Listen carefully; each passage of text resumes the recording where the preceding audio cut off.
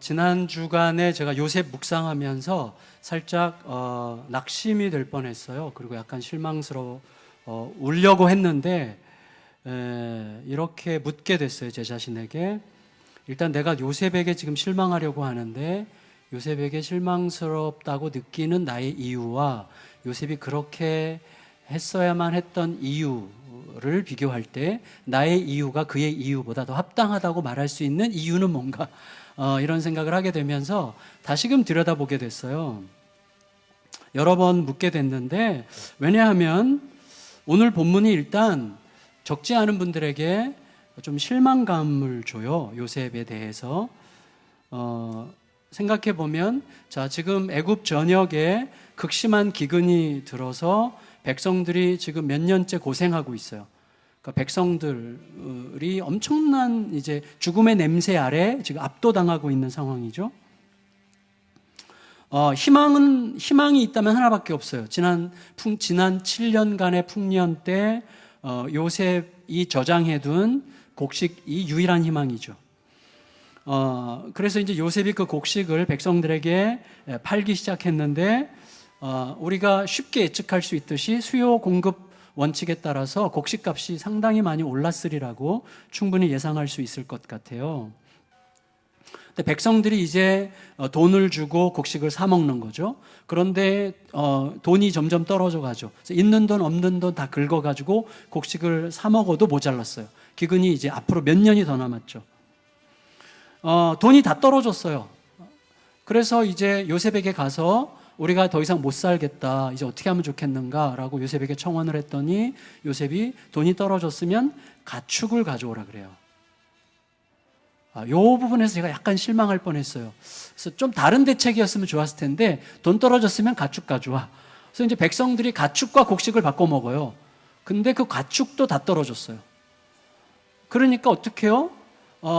남은 곡식 종자까지 아마 다 먹었던 것 같아요. 종자가 백성들에게 더 이상 남아있지 않았어요. 남은 곡식 종자까지 다 먹고, 그리고 가축도 떨어졌고 돈도 떨어졌고 다 없으니까 이제 백성들이 더 이상 먹을 게 없으니까 요셉에게 찾아가서 뭐라 그러냐면, 이제 우리 땅, 이제 황폐해진 이 땅, 이대로 두면 이제 더 이상 못 쓰게 되는 이 땅을 드리겠다. 이 땅과 바꿉시다, 곡식을. 그래서 땅을 팔아요. 땅을 팔고 곡식을 얻죠. 그리고 자기들의 몸도 팔아요. 이 말은 다른 말로 하면 우리를 소장농으로 보장해달라고, 소장농으로 일할 수 있는 지위를 보장해달라는 청원이었을 수 있는데, 어쨌거나 땅도 팔고 몸도 팔아서 곡식을 얻어먹게 되는 것입니다. 따라서 이제 요셉은 백성들의 요청대로 다 했는데 결국 농사의 가장 근간이 되는 토지, 그리고 곡식 종자가 전부 다 왕실로 들어갔고, 그리고 돈과 가축도 전부 다 왕실로 귀속됐어요. 심지어 백성들의 신체 구속권까지 왕실이 가져갔어요. 모든 게 왕실께 됐어요.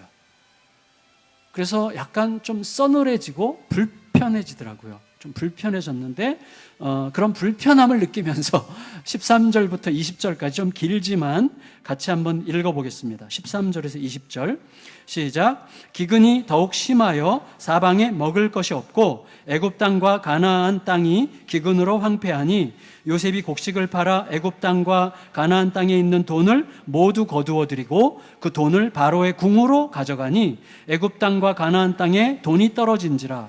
애굽 백성이 다 요셉에게 와서 이르되 돈이 떨어졌사오니 우리에게 먹을 거리를 주소서. 어찌 주 앞에서 죽으리이까. 요셉이 이르되 너희의 가축을 내라. 돈이 떨어졌은즉 내가 너희의 가축과 바꾸어 주리라. 그들이 그들의 가축을 요셉에게 끌어오는지라. 요셉이 그 말과 양떼와 소떼와 나귀를 받고 그들에게 먹을 것을 주되 곧 그 모든 가축과 바꾸어서 그 해 동안에 먹을 것을 그들에게 주니라. 그 해가 다 가고 새해가 되매 무리가 요셉에게 와서 그에게 말하되 우리가 주께 숨기지 아니하나이다. 우리의 돈이 다하였고 우리의 가축대가 주께로 돌아갔사오니 주께 낼 것이 아무것도 남지 아니하고 우리의 몸과 토지뿐이라. 우리가 어찌 우리의 토지와 함께 주의 목전에 죽으리이까? 우리 몸과 우리 토지를 먹을 것을 주고 사소서. 우리가 토지와 함께 바로의 종이 되리니 우리에게 종자를 주시면 우리가 살고 죽지 아니하며 토지도 황폐하게 되지 아니하리이다.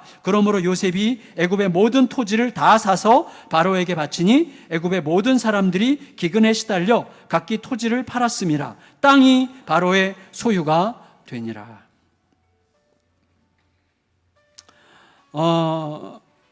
약간 섭섭해졌어요. 예, 여러분 성경은 우리에게 증언하기를 극단적인 기아, 그리고 극단적인 기아와 강렬한 생존 욕구가 만나면 자식의 인육까지 탐하게 되는 정신적 공황 상태에 이를 수 있다고 증언하죠. 엘리사 시대에 실제로 그런 일이 있었단 말이죠. 따라서 이 백성들의 상태가 지금 얼마나 힘들었을까가 느껴지면서 대신에 요셉에 대한 약간의 의심과 원망이 슬며시 일어났어요.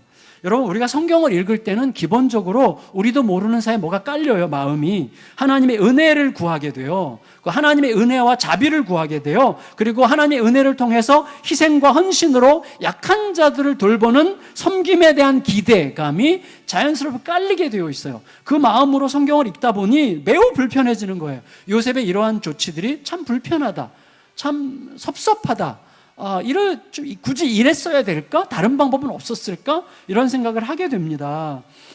단순하게 정리하면 불가피한 자연재해의 고통을 이용해서 백성들의 돈과 가축과 땅과 심지어 신체 자유권까지 뺏어가는 착취적 독재 국가 냄새가 좀 나려고 하는 느낌이 드는 거예요. 실제로요, 어떤 저명한 신학자, 굉장히 좋은 주석을 쓴 저명한 신학자인데 그분은 이 대목에서 요셉을 완전히 깝니다. 그래서 이분이 이 대목에서 뭘 인용하는가 하면 액튼경이라는 분이 한 유명한 얘기죠. 절대 권력은 절대 부패한다. 그러니까 상대할 자가 없이 절대권을 가진 권력, 누구도 제왕할 수 없는 권력을 독점적으로 독점하게 되면 그런 권력은, 그 권력이 부패하는 것은 100%라는 거예요. 절대적으로 부패할 수밖에 없다는 거예요. 그러면서 이분이 하는 말이, 그 말을 인용하면서 요셉이 어느새 절대 권력자가 되는 것 같다, 이제 이런 식으로 이분은 표현을 했어요.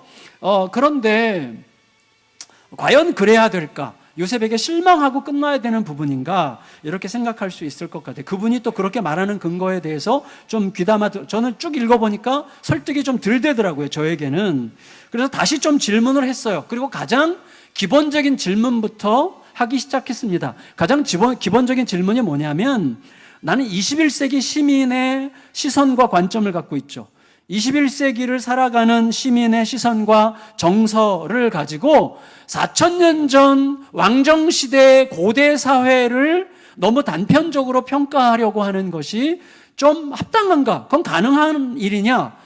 심지어 부당한 일이 아닐까라는 생각을 이제 하게 됐어요. 실제로 오늘 본문을 곰곰이 들여다보면 우리가 너무 빨리 예민해지는 것을 좀 방지하려고 하는 듯이 몇 가지 힌트가 주어져요. 그 중에 하나가 뭐냐면, 이제 백성들이 나라의 땅을 빌어서 농사를 져야 되잖아요. 땅이 전부 다 나라께 됐으니까 나라의 땅을 빌어서 농사를 질 때 소작농으로 농사를 짓는데, 요셉이 제안하는 왕실과 백성들의 추수한 곡물에 대한 배당 비율이 특별한 거죠. 20대 80이에요. 그러니까 왕실이 20을 가져가고 백성들이 80을 가져가게 이렇게 조치를 했단 말이죠. 23, 24절 읽겠습니다.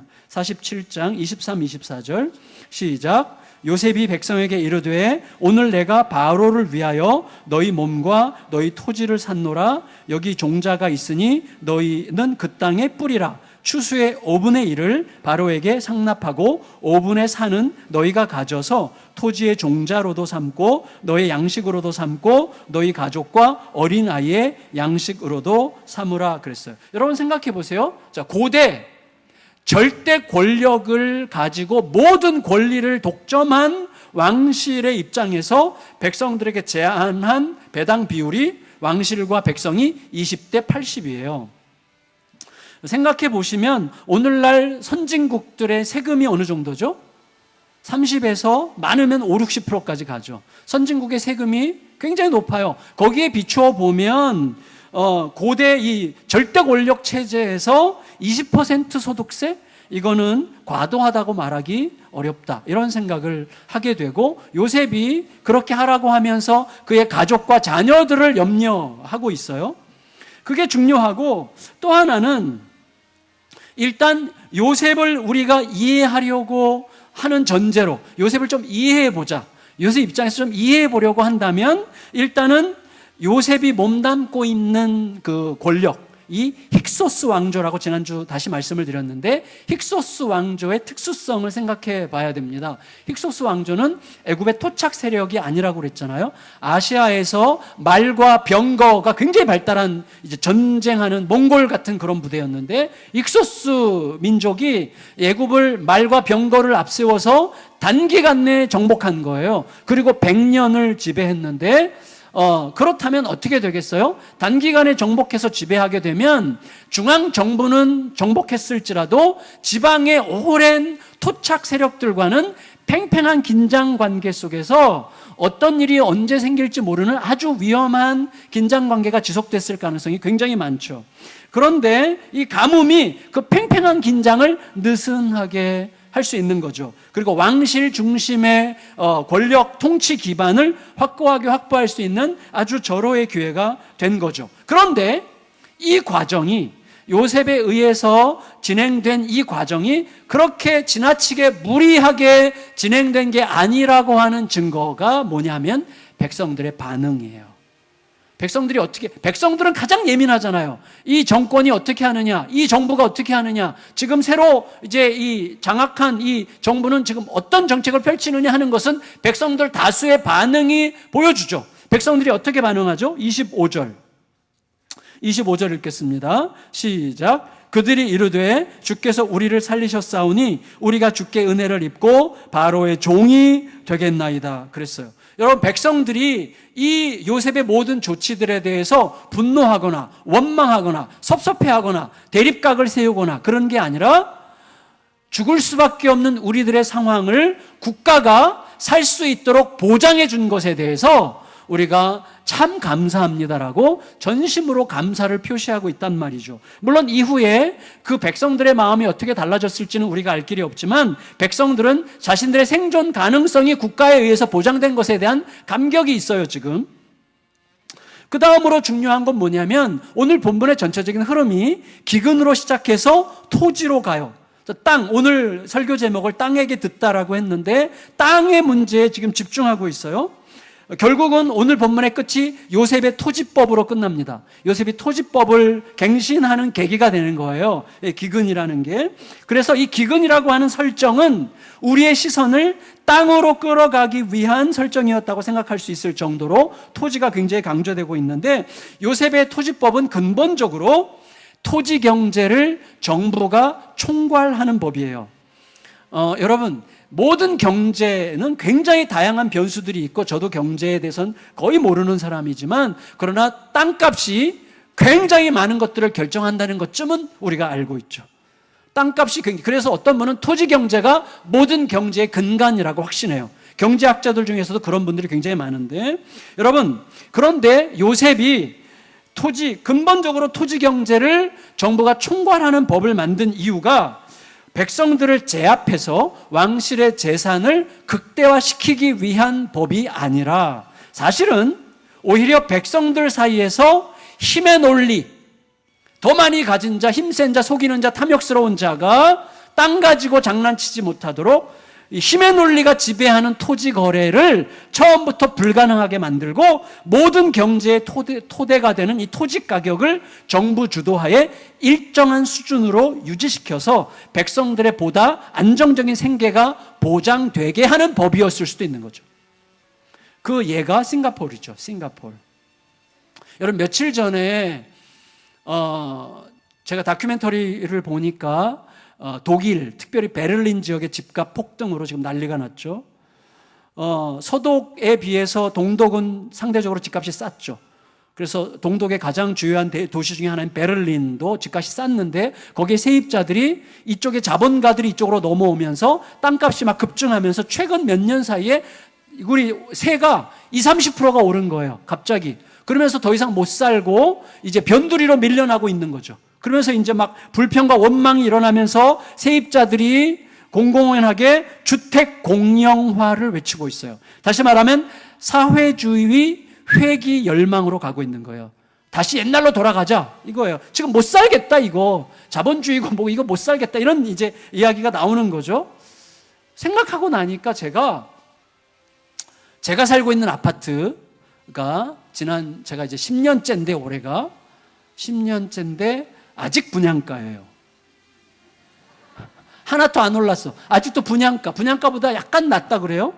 그래서 제가 그것 때문에 전에는 굉장히 억울했는데 억울하고 막 내가 교회에 도움이 안 되는구나 이렇게 생각이 되기도 했는데 그게 아니고 요즘에는 오히려 막 자부심이 생기는 거예요. 값이 하나도 안 올랐다는 것 때문에 제가 저희 장모님을 굉장히 존경하는 면이 있는데 저희 장모님이 30년 가까이 전에 저희 이제 장인어른 돌아가시면서 이제 물려받은 조그만 30평 정도 되는 집을 헐고 그때 30년 전에 4층짜리 조그만 빌딩을 세우고 4층에 사시면서 밑에는 세를 주셨어요.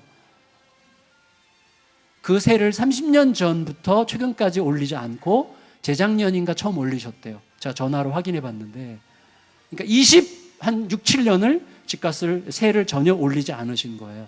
제가 지금 약간 자랑질하고 있는 건데 사실은 그렇게 했지만 굶지 않고 너끈히 행복하게 잘 사셨고 그리고 대신 사랑과 신뢰의 부자가 되셨다고 저는 생각해요. 그런 의미에서 우리 성도님들 중에도 소비자를 이용해가지고 더 많은 이득을 취하려 하기보다 이익을 좀 덜 보더라도 소비자에게 도움이 되도록 부동산업 하고 계시는 분들이 계시더라고요. 정말 존경합니다. 정말 이게 쉽지 않은 일이죠. 사실 쉽지 않은 일이에요. 이 자본주의 세상에서 살면서 내가 그 안에서 하나님 나라의 가치를 실현하며 산다고 하는 것은 그렇게 만만한 문제가 아니잖아요.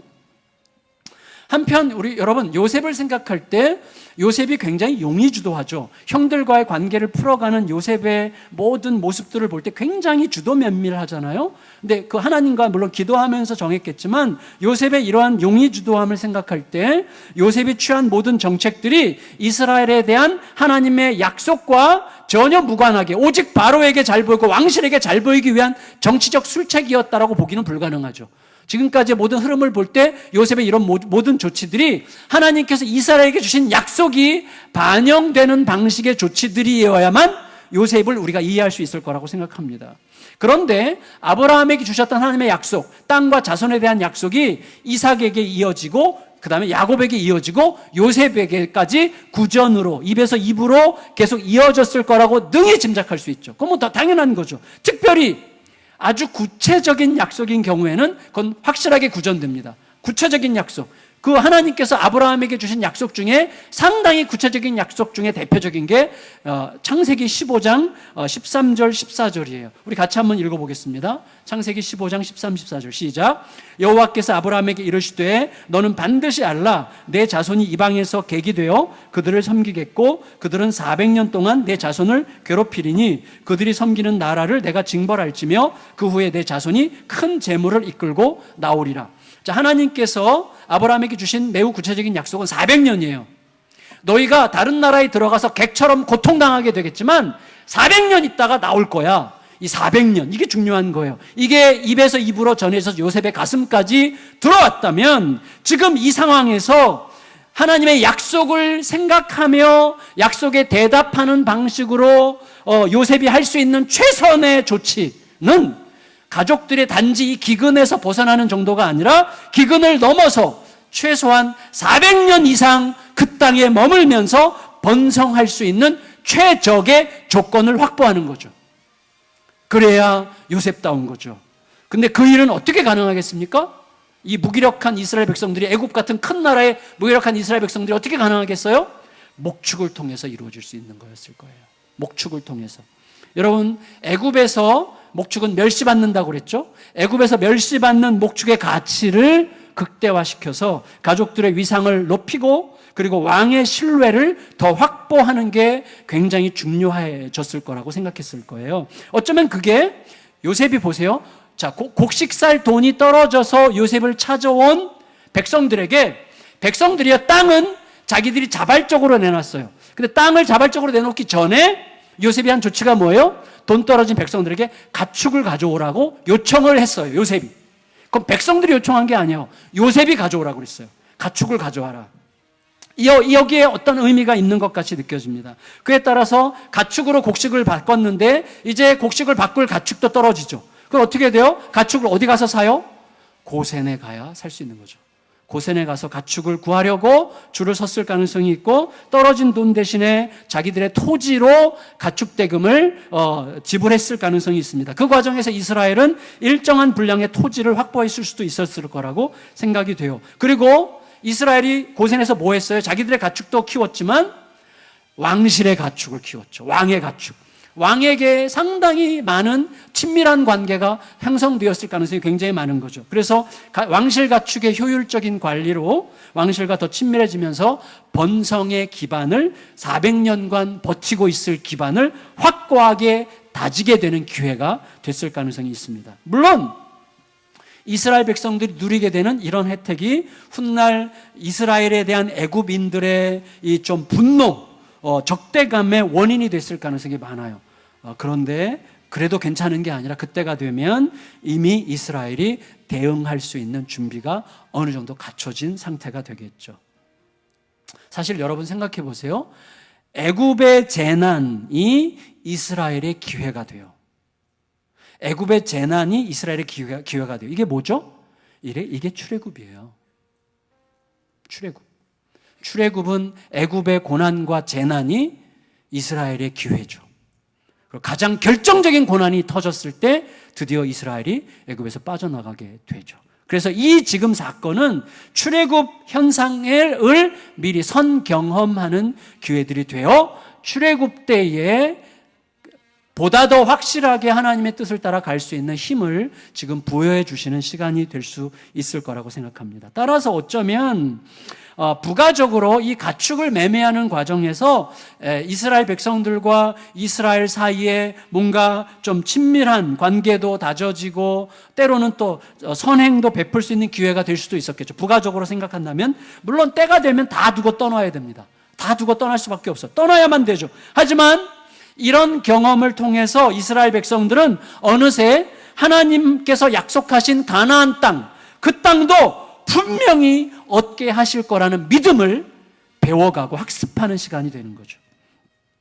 혹은 자, 요셉이 토지법을 세워요. 오늘 이제 세우는데 요셉의 토지법이 이후에 분명히 변합니다. 정권이 바뀌거나 욕심부리는 자가 생기거나 누군가가 나서서 이 법을 변질시키게 되어 있어요. 혹은 이제 토착 세력들이 정권을 전복시키면 새로운 세력이 나타나게 되면 이 토지법은 무효화되든지 변개되든지 변질되든지 여러 가지로 바뀌겠죠. 그런 경험을 이스라엘은 생생하게 할 수밖에 없어요. 400년 동안 머무르면서 요셉이 세운, 자기들의 가족 요셉이 세웠던 토지법이 어떻게 변경되고 변질되고 어떻게 남용되고 오용되는지를 많이 보면서 이제 장차 광야에 들어가 가나안 땅에서 살 때 그들이 지켜야 되는 하나님의 토지법이 있어요. 레위기와 출애굽기에 나오죠. 하나님의 토지법을 우리들이 받았을 때 우리가 어떻게 신실하게 그 토지법을 붙들고 지켜야 되겠는지를 배우고 또 마음에 익히는 그러한 시간들로 사용할 수 있는 거죠. 이 시간이 그렇게 활용될 수 있는 거죠. 26절 읽겠습니다. 26절, 47장 26절 시작. 요셉이 애굽 토지법을 세우매 그 5분의 1이 바로에게 상납되나 제사장의 토지는 바로의 소유가 되지 아니하여 오늘날까지 이르니라. 제사장의 토지에 관해서는 나중에 말할 기회가 따로 있기를 바라요. 있을 거예요, 아마도. 자, 제가 오늘 성도 여러분과 마지막 결론적으로 나누고 싶은 얘기는 뭐냐면 하나님의 토지법에 관한 거예요. 하나님의 토지법. 요셉의 토지법은 결국 이스라엘 백성들에게 하나님의 토지법에 대한 기대감을 가지게 하고 나중에 하나님의 토지법을 받았을 때 어떻게 지킬 것인가에 대한 학습이 지금 이루어지고 있는 중이라고 생각할 수가 있겠는데, 하나님의 토지법은 여러 가지가 있는데 핵심은, 하나님의 토지법에 담겨있는 핵심 정신은 레위기 25장 23절에 요약되어 있어요. 레위기 25장 23절을 같이 한번 읽겠습니다. 시작. 토지를 영구히 팔지 말 것은 토지는 다 내 것임이니라. 너희는 거류민이요 동거하는 자로서 나와 함께 있느니라. 자, 제가 이 설교 지금 하려고 할 때 땅 가진 분들 전부 다 땅 내놓으셔야 됩니다. 하나님 거니까 라고 말하려고 하는 거 아니에요. 그 땅에 대한 우리들의 정신이, 땅에 대한 우리들의 진짜 정신이 어때야 되는지를 지금 강조하려고 하는 거예요. 그러니까 어느 한쪽 편에 서 있다 이렇게 느끼시지 마세요. 자, 하나님께서 모든 토지는 다 내 거다. 하나님의 소유권을 강렬하게 주장하셨는데 그 이유는 하나님께서 욕심을 부리시는 것 때문이 아니라 하나님의 자비하심 때문입니다.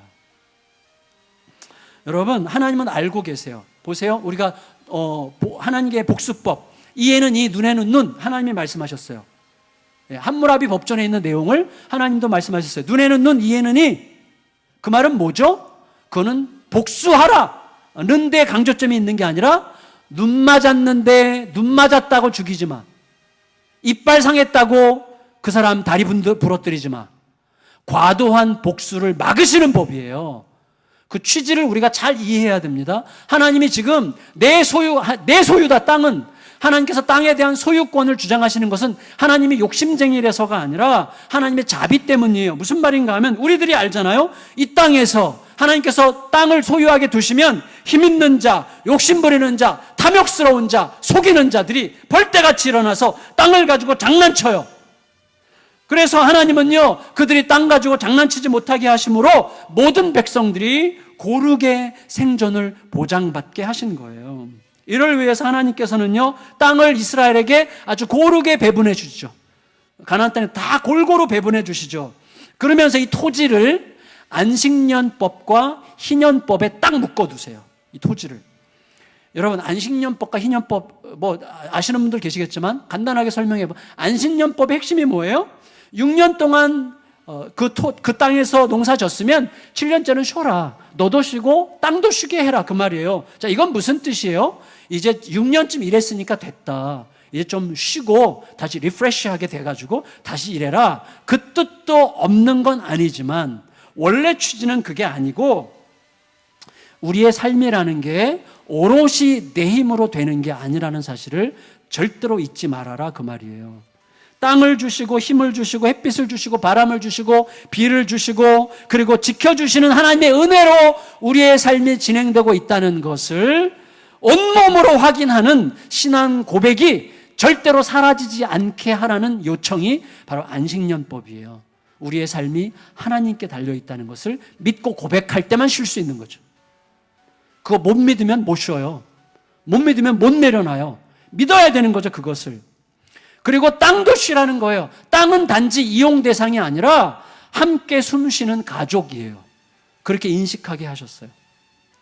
또 하나님께서는요, 뭘 예측하셨는가 하면 이제 땅을 골고루 배분해 줬지만 개인의 역량에 따라서 또 가정에 어떤 재난이 오느냐, 질병이 오느냐, 사고가 나느냐 여러 가지에 따라서 갑작스럽게 어려움 때문에 땅을 팔아야만 되는 어떤 상황이 생길 것을 미리 예측하셨어요. 그래서 희년법을 만드신 거예요. 희년법은 뭐예요? 50년마다 돌아오는 건데 예를 들어서 재작년에 희년이 끝났는데 이 희년 끝난 지 2년밖에 안 됐는데 저의 가정에 너무 큰 어려움이 생겨가지고 땅을 지금 팔지 않으면 이 문제를 해결할 수가 없어요. 땅을 팔아야 돼요. 그러면 땅을 사는 사람은 이제 희년이 48년 남았죠. 48년 동안 땅을 활용할 수 있죠. 그러니까 48년 동안 활용할 수 있는 것으로 땅값을 계산해서 주고 땅을 사는 거예요. 근데 희년이 40년이 지났고 10년밖에 안 남았어. 10년만 있으면 희년이야. 그러면 땅값이 떨어지죠. 그 10년의 활용도를 계산해서 땅값을 계산해서 주는 거예요. 그러니까 땅값이 희년이 얼마나 남았느냐에 따라서 올라갔다가 내려갔다가 하는 거예요. 그런데 어떤 경우에도 희년 50년이 되면 무조건 원주인에게 돌려주는 게 희년법이에요. 땅을 영구적으로 누군가가 독점적으로 소유할 수 없게 하셨어요, 하나님께서. 왜냐하면 땅은 인류 공동의 자원으로 주신 하나님의 거기 때문이에요. 근데 지금 세상은 그렇지 않잖아요. 누구라도 돈만 있으면 힘만 있으면 내가 어떻게든 영구적으로 독점할 수 있을 것 같은 세상이잖아요. 여러분, 특정인이 땅에 대한 영구적 소유권을 독점하면 그 사람이 그 땅을 아주 공익적인 일을 위해서 아름답게 잘 쓸 수도 있어요. 그래서 저쪽 제암리에 3,500평이나 되는 땅을 어떤 권사님이 저희 교회에 공익적 목적으로 쓰라고 주셨잖아요. 너무나 아름다운 일이에요, 그거는. 그렇지만 그런 사람들만 있는 건 아니잖아요. 어떤 사람은 자기의 땅에 대한 독점적인 소유권을 가지고 얼마든지 휘두르러서 폭력적인 조치를 취할 수 있고 많은 이웃들을 길거리에서 내쫓아 통곡하게 만들 수도 있는 거예요. 그런 일이 훨씬 더 많죠. 여러분, 우리는요, 빈부차를 극복할 수 없어요. 그건 하나님도 아셨어요. 하나님께서 이 땅에서는 가난한 자가 끊어지지 않을 거라고 말씀하셨어요. 하나님께서 이미 빈부차는 극복되지 않습니다. 빈부차는. 그런데 빈부차가 그렇게 중요한 게 아니라는 것을 가르쳐 주시죠. 또 하나 중요한 건 뭐냐면 가지지 못한 자에 대한 가진 자의 전횡적인 폭력을 금하시기 위해서 이런 법을 세우신 거예요. 그래서 이것 때문에 하나님께서는요, 토지를 바라볼 때, 우리가 토지를 바라볼 때 토지를 이윤 추구의 대상으로 보지 말라고 하셨어요. 토지를 통해서 어떻게든지 이윤을 추구하려고 하기보다는 그 토지가 공적 상호 책임의 통로가 되게 하셨어요. 그래서 어떻게 해요? 땅에서 나오는 소출을 나그네와 고아와 가부같이 사회 경제적 약자들이 공유할 수 있게 하셨잖아요. 내 땅에서 난 곡식이지만 추수할 때 일부를 남겨두라고 하셨잖아요. 그래서 나그네와 고아와 가부들이 그거 먹고 살 수 있도록 너의 땅이 공익적 자산이 되게 해라. 너의 독점적, 배타적 소유권을 주장할 수 있는 땅이라기보다는 함께 살기 위한 공적 목적이 있는 땅이라는 것을 강조하셨습니다. 따라서 여러분, 우리가 하나님의 그 정신을 따라, 하나님의 그 질서를 따라, 하나님의 그 마음을 따라 살아갈 수 있으려면 믿어야 돼요.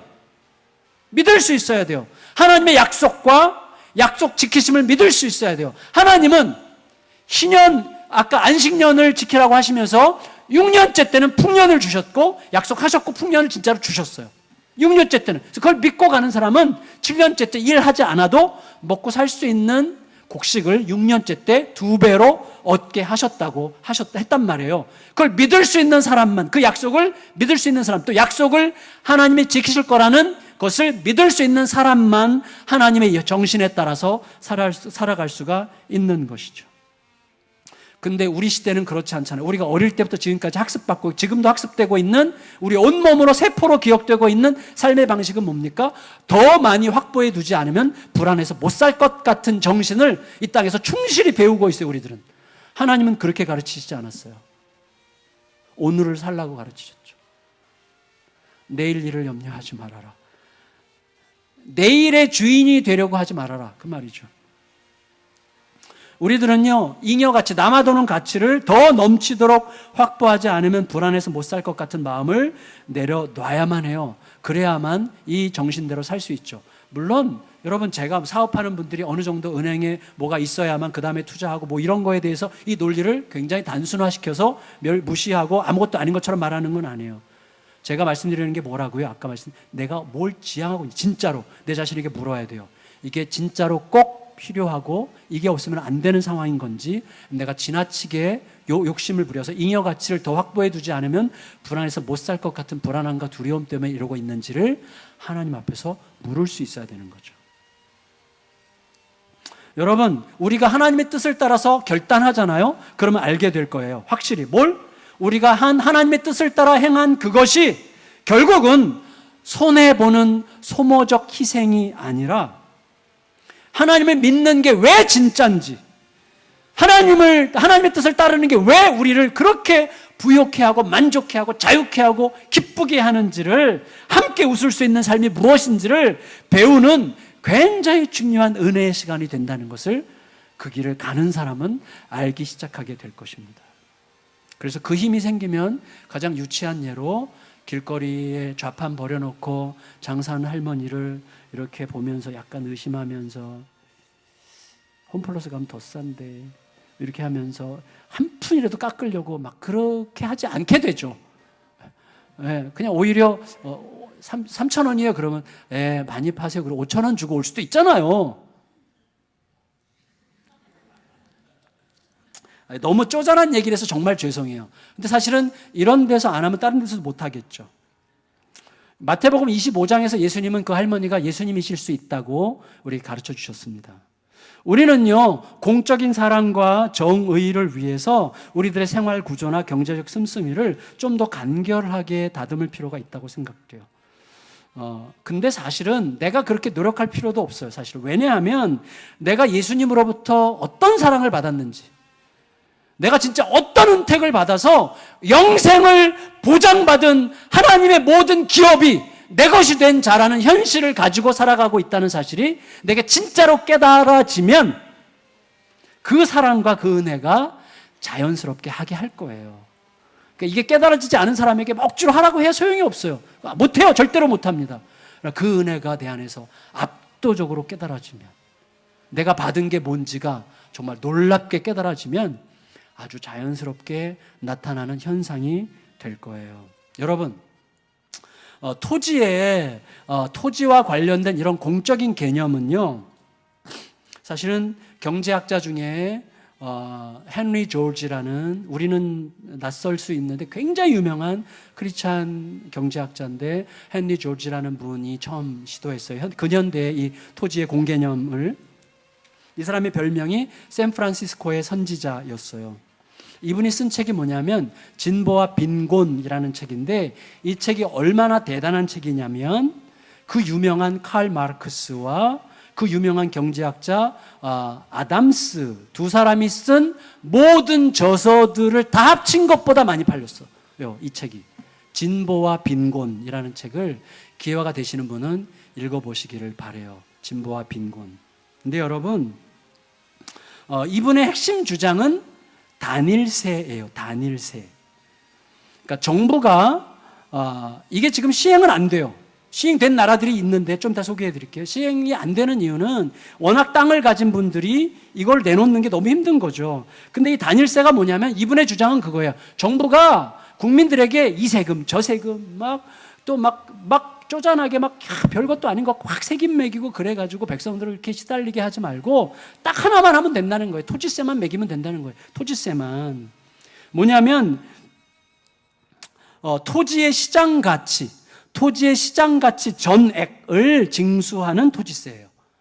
그것만 부과하면 대부분의 경제 문제, 국가 문제가 다 해결된다는 거예요. 이분 굉장히 치밀하게 쓴 책인데, 이분의 대전제는 근데 굉장히 철학적이죠. 그리고 굉장히 신학적인데, 뭐냐면 인류의 공공재인 토지를 특정 개인이 영구적으로 사유하는 것 자체가 불법적이기 때문에 거기서부터 모든 불법적인 요소들이 나온다는 거예요. 모든 불경정과 불의가 거기서부터 발생한다는 거예요. 근데 이 헨리 조지를 우리나라에 굉장히 소개하려고 몸부림했던 분이, 제가 목사 되는데 결정적 역할을 해주셨던 대천덕 신부님이라는 분이세요. 돌아가셨는데, 대천덕 신부님은 그분이 쓴 토지와 경제라는 책에서 그렇게 얘기하셨어요. 헨리 조지를 적용한 나라들이 있어요. 헨리 조지의 경제법을 적용한 나라가 덴마크, 호주, 뉴질랜드, 홍콩, 대만, 싱가포르예요. 그런 나라의 공통점이 안정적이죠. 조금씩 지금 변질된 것도 있지만, 그리고 헨리 조지가 사실은 메가더 장군에게 영향을 줬어요. 그래서 메가더가 한국전쟁 그 전후로 한국과 일본에서 토지개혁을 했죠. 일본은 그 전에 했고, 한국과 일본에서 토지개혁을 했는데 그게 제대로 잘 지켜졌다면 상당히 훨씬 더 안정적인 나라가 됐을 거라고 이분은 그렇게 지금 생각하고 주장을 했어요. 그 책에서. 말씀을 마칠게요. 여러분, 자, 결론적으로 중요한 건 뭐냐면 애굽 사람들은 극단적인 기근 때문에 엄청나게 고통당하면서 온갖 불안과 두려움을 겪었어요. 그리고 모든 대가를 다 치렀어요.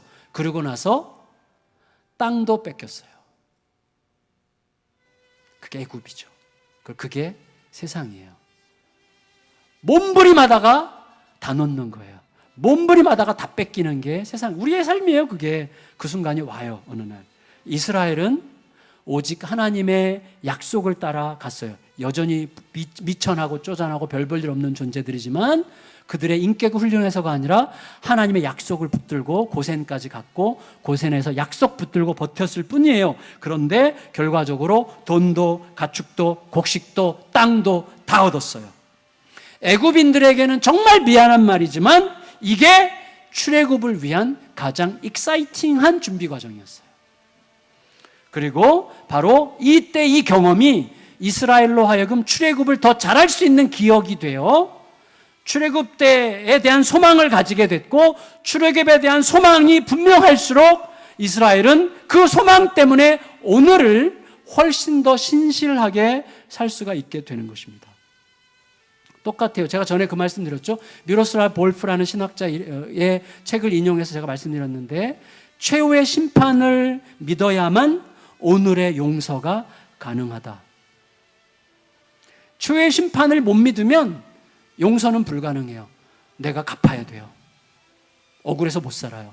근데 최후의 심판을 믿기 때문에 오늘의 용서가 가능한 것처럼, 이 땅을 떠나서 우리가 들어가게 될 새 땅, 새 예루살렘에 대한 희망이 확고할 때만 우리는 이 땅에서 그 확고한 날의 희망을 반영하는 신실한 삶을 살게 될 것입니다. 우리들은요, 예수께서 예비하신 그 새 땅에서 영원토록 살아가게 됐다는 바로 그 약속에 대한 확실한 믿음 때문에 이 땅에서 덜 집착할 수 있고, 덜 탐욕적일 수 있고, 더 나누고, 더 양보하고, 더 신실하게 하나님의 공공적 대의를 위해서 살아갈 수가 있게 되는 것입니다. 우리는 그 약속과 약속에 대한 믿음이 얼마나 확실한지를 우리들의 삶으로 드러내며 살아갈 존재로 부름받은 거예요. 그게 우리가 여기 있는 이유예요. 그리고 여기 있는 이유라고 제가 아무리 말해야 공감이 안 될 분들도 많이 계시겠지만, 이게 우리들이 여기에 있는 이유입니다라고 얘기할 때 아멘 할 수 있는 은혜의 자리에 3년 내로 우리가 다 이룰 수 있기를 축복합니다.